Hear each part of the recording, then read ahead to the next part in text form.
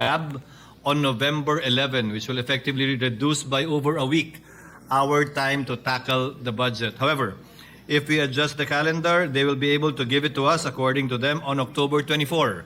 Although it's still recess, the Committee on Finance can already process it, and when we resume our sessions, we will be able to begin tackling the budget already in plenary, because that will enable the Committee on Finance to come up with its committee report. Acting on the motion of the majority floor leader, is there any objection? Hearing none, motion is approved. Majority Leader. Thank you, Mr. President. I ask for a minute suspension, Mr. President. Session is suspended. Floor Leader. Mr. President, at this juncture, I move that we consider Senate Concurrent Resolution Number 4. This is the concurrent resolution strengthening the national budget process. I so move, Mr. President. Any objection? Hearing none, motion is approved. Secretary is directed to read the title of the resolution.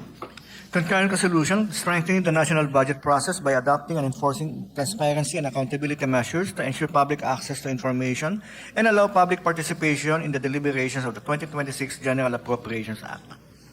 Majority Floor Leader. Mr. President, to sponsor the measure, I move that we recognize the Senate Chairperson of the Committee on Finance, Senator Gachalian. I so move, Mr. President. Any objection? Hearing none, Senator Gachalian is recognized to sponsor the measure. You may proceed, sir. Thank you, Mr. President. Thank you, Majority Leader. Mr. President, esteemed colleagues, I rise today to sponsor concurrent resolution number 4, which is our resolution to strengthen the national budget process by adopting and enforcing transparency and accountability measures to ensure public access to information and allow public participation in the deliberations of the 2026 General Appropriations Act. The enactment of the national budget is one of the most critical functions of Congress. It determines how government resources are spent. It is a reflection of our national priorities and directly affects the delivery of basic services to communities and families. Higit sa lahat, nagbibigay ito sa atin ng malinaw na pananaw kung saan napupunta ang ating buwis at tinitiyak na bawat sentimo mula sa pondo ng bayan ay ginugugol lamang sa mga programang tunay na nagbubunga ng kapakinabangan para sa sambayanan. This measure could not have come at a more urgent time. In his State of the Nation address, the President took aim at the budget of flood control projects. Sunod-sunod ang nagdaang mga bagyo. Sunod-sunod din ang mga pagbaha sa maraming lugar sa bansa na ikinisawi pa ng ilan nating kababayan. Ang laki ng budget sa flood control projects, hindi ba? Ano na ang nangyari? The President did not hold back. Mahiya namang kayo. His challenge to those benefiting from corruption, and it was his challenge to all of us to step up to the plate and do better. Yesterday, the President launched Sumbong sa Pangulo.ph, an online platform designed to give citizens access to information on flood control projects nationwide, while allowing any ordinary Filipino to report any irregularities. Mr. President, we at the Senate are firmly committed to accountability and earning the public's trust. This concurrent resolution reflects the Senate's commitment to that mission. Our vision for the 2026 budget is to create a budget that is effective, efficient, and lean, which will usher a golden age of transparency and accountability that will open up the budget process and empower the public to understand the budget, increase their participation, and root the system of accountability in the people themselves. The cornerstone of our concurrent resolution is making public documents, which are critical outputs at every step of the budget process, such as the General Appropriations Bill, also known as GAB, the committee report, and other pertinent documents. The key to operationalizing this is digitization and maximizing the use of technology. At the moment, only 2 documents are available to the public online: the National Expenditure Program, or NEP, which is the first consolidated document in the budget process, and the General Appropriations Act, which is the approved budget. Sa madaling salita, ang nakikita ng ating mga kababayan ay yung unang bahagi ng budget process at yung huli. Hindi nila nakikita yung produkto ng bawat stage sa proseso. Dito nagkakaroon ng pagbabawas at pagdadagdag sa budget ng mga government agencies. It is important that our countrymen see the documents on this process. we propose that the following documents be uploaded to the websites of the Senate and the House of Representatives.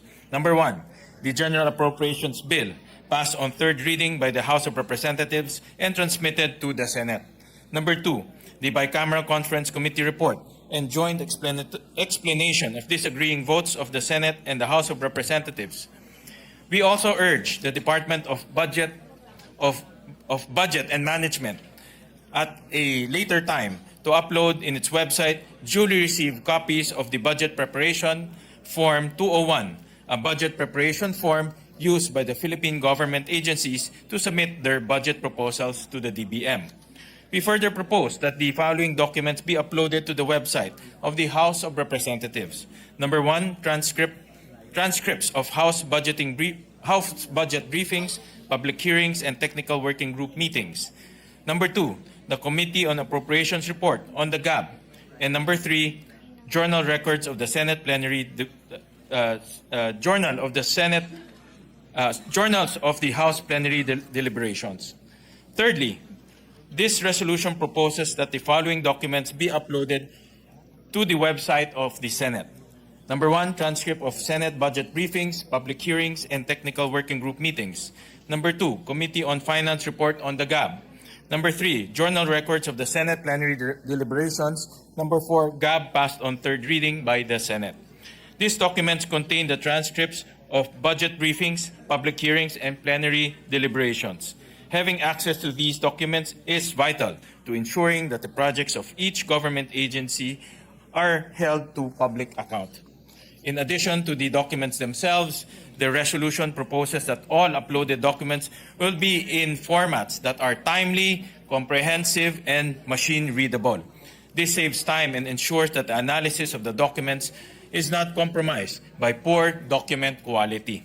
We further propose that the public will be given a platform on the websites of both the Senate and the House of Representatives to communicate their analysis, suggestions, and feedbacks on the national budget.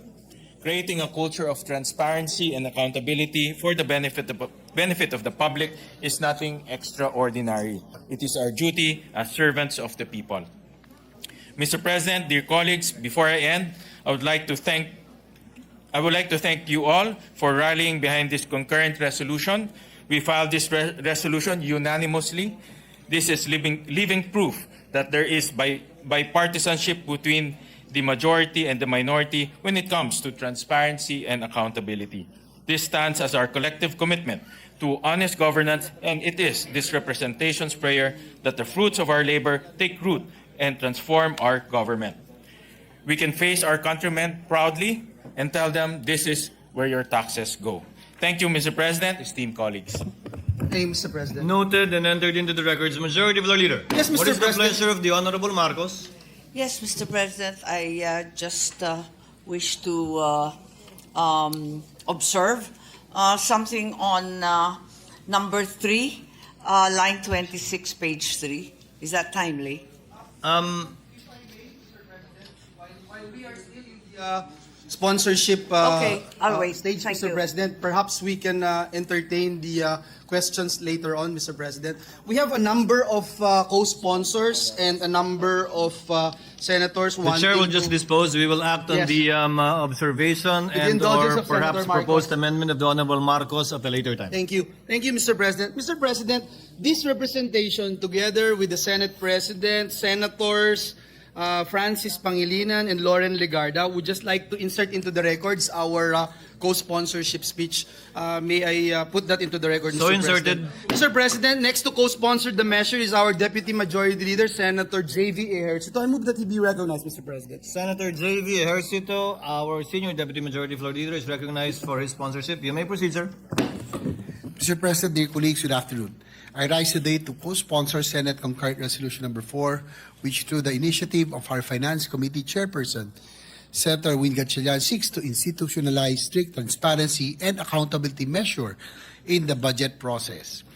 The resolution before us has earned the unanimous backing of this body, signifying its historic importance.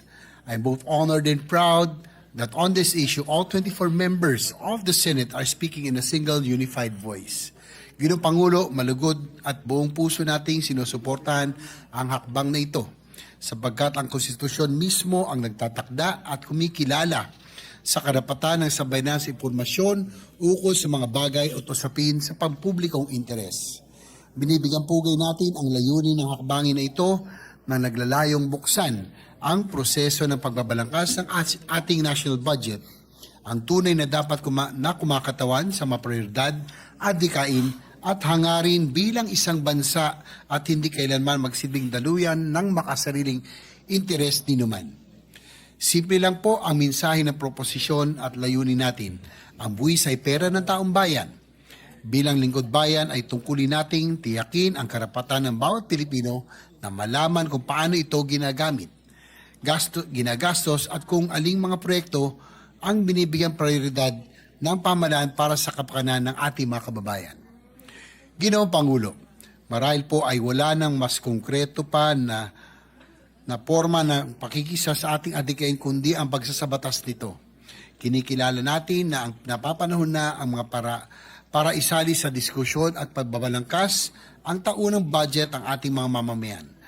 Ngunit mangyayari lamang ito kung susulat at magpapasa tayo ng batas na magpapaintulot sa ating mga kabayan na mapag-aralan at suriin ang pambansang budget, ang kaban ng bayan. This representation filed Senate Bill number 770 of the People's Freedom of Information Act, which also furthers the aim of this resolution.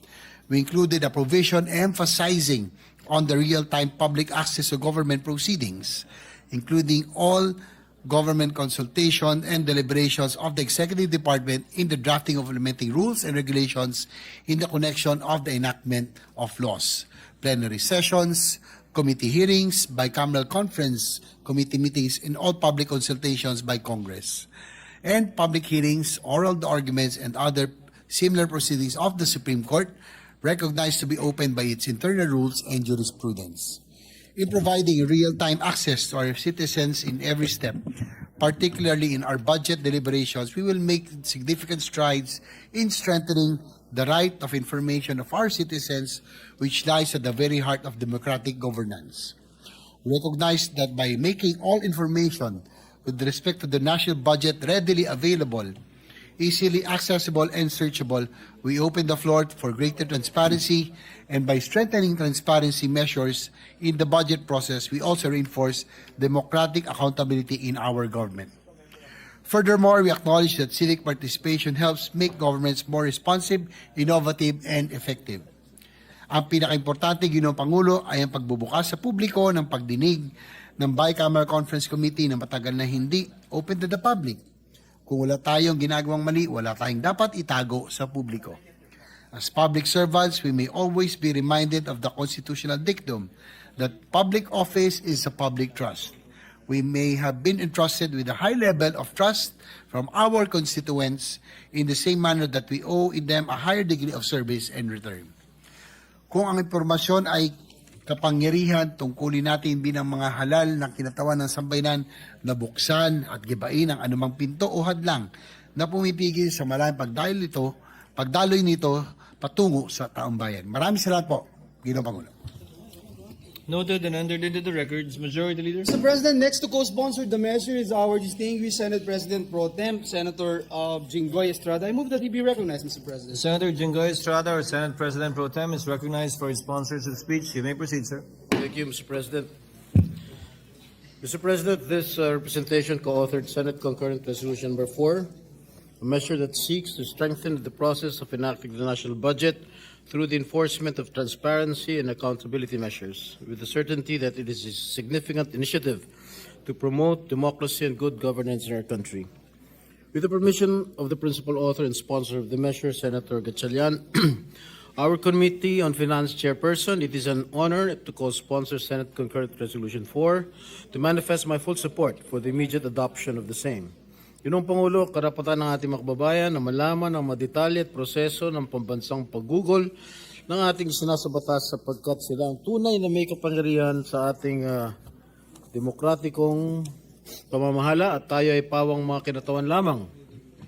Bilang mga mamamayan, sila ay nagbabayad ng buwis na siya namang ginagamit ng ating pamahalaan para sa iba't ibang serbisyo, programa at proyekto.